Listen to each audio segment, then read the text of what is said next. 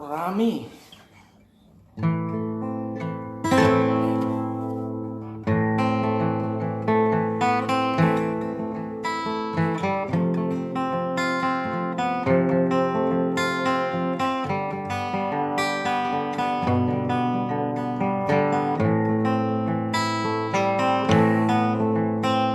เด็กชายรามีเป็นเด็กชาวปาเลสไตน์เกิดในแผ่นดินสงครามและการทำลายชีวิตวัยหนุ่มไม่ทันได้ใช้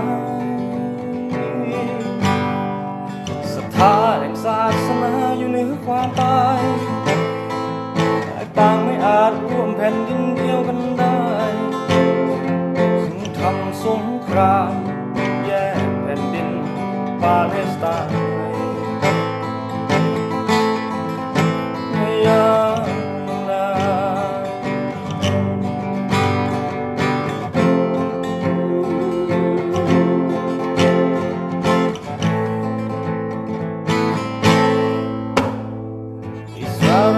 เทมโพมาอยู่เยรูซาเล็มอันดัมมันชานิสอยู่เยรูซาเล็ม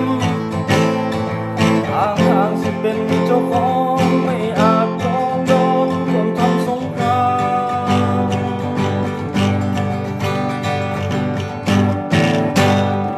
ชีวิตพิทักษ์แผ่นดินศักดิ์สิทธิ์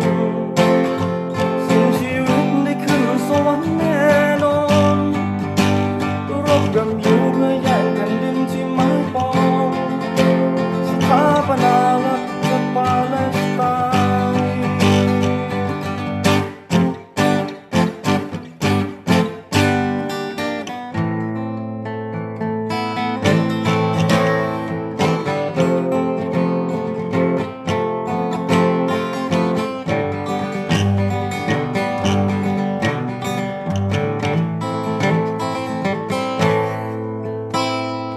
ชายรามีเป็นเด็กชาวปาเลสไตน์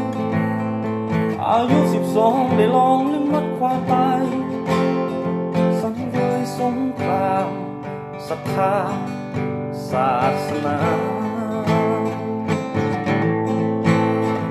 อิสราเอลเทมโพมาอยู่เยรูซาเล็มอันดัมมันชานิอยู่เยรูซาเล็มอ้างสิเป็นเจ้าของไม่อาจยอมร่วมทำสงคราม